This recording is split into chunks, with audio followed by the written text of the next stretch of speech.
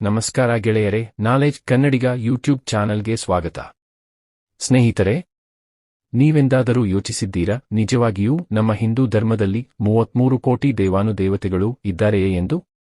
ನಿಜಕ್ಕೆ ಅದು ಸುಳ್ಳು. ಈ ವಿಷಯದ ಬಗ್ಗೆ ನಿಮಗೆ ಗೊತ್ತಿದ್ರೆ ತಕ್ಷಣವೇ ಕಾಮೆಂಟ್ ಮಾಡಿ. ಹಾಗೂ ಚಾನಲ್ಗೆ ನೀವು ಹೊಸಬರಾಗಿದ್ದರೆ ಚಾನಲ್ ಅನ್ನು ಸಬ್ಸ್ಕ್ರೈಬ್ ಮಾಡಿಕೊಂಡು ಬೆಲ್ ಐಕಾನ್ ಕ್ಲಿಕ್ ಮಾಡೋದನ್ನ ಮರಿಬೇಡಿ. ಇನ್ನು ವಿಡಿಯೋಗೆ ಬರೋದಾದರೆ, 33 ಕೋಟಿ ದೇವಾನುದೇವತೆಗಳು ಅಂದರೆ 33 ಕೋಟಿ ದೇವರುಗಳು ಅಲ್ಲ. ನಮ್ಮ ಸಂಸ್ಕೃತದಲ್ಲಿ 33 ಕೋಟಿ ದೇವತೆಗಳು ಅಂದರೆ 33 ಟೈಪ್ಸ್ ಎಂದು ಅರ್ಥ. ಈ 33 ದೇವರುಗಳಲ್ಲಿ ಹಲವಾರು ವಿಧಗಳು ಇವೆ.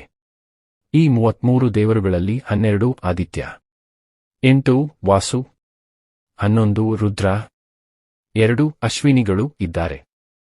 12 ಆದಿತ್ಯ ಅಂದರೆ ವರ್ಷದಲ್ಲಿ ಇರುವ 12 ತಿಂಗಳನ್ನು 12 ದೇವತೆಗಳಾಗಿ ಹೋಲಿಸಲಾಗಿದೆ. 8 ವಾಸು ಅಂದರೆ ನೀರು, ಗಾಳಿ, ಆಕಾಶ, ಭೂಮಿ, ಬೆಂಕಿ ಮತ್ತು ಹಲವನ್ನು ಪ್ರತಿನಿಧಿಸುತ್ತದೆ. 11 ರುದ್ರ ಅಂದರೆ ಪ್ರಪಂಚವನ್ನು ಮುನ್ನಡೆಸುವ ಲೈಫ್ ಸೈಕಲ್ ಆದ ಶಿವನನ್ನು ಪ್ರತಿನಿಧಿಸುತ್ತದೆ. ಇನ್ನು 2 ಅಶ್ವಿನಿ ಅಂದರೆ ಆರೋಗ್ಯ ಮತ್ತು ಔಷಧಿಯನ್ನು ಪ್ರತಿನಿಧಿಸುತ್ತದೆ. ಇದು 33 ಕೋಟಿ ದೇವಾನುದೇವತೆಗಳ ಪದದ ಅರ್ಥ. ಇದಕ್ಕಾಗಿಯೇ ನಮ್ಮ ಹಿಂದೂ ಧರ್ಮದಲ್ಲಿ ಪ್ರಕೃತಿಗೆ ಸಂಬಂಧಿಸಿದ ಎಲ್ಲಾ ದೇವಾನುದೇವತೆಗಳನ್ನು ಪೂಜಿಸುತ್ತಾರೆ. ಇದಾಗಿತ್ತು ಗೆಳೆಯರೆ ಇವತ್ತಿನ ವಿಡಿಯೋ. ಈ ವಿಡಿಯೋ ಬಗ್ಗೆ ನಿಮ್ಮ ಅಭಿಪ್ರಾಯವನ್ನು ಕಾಮೆಂಟ್ನಲ್ಲಿ ತಿಳಿಸಿ.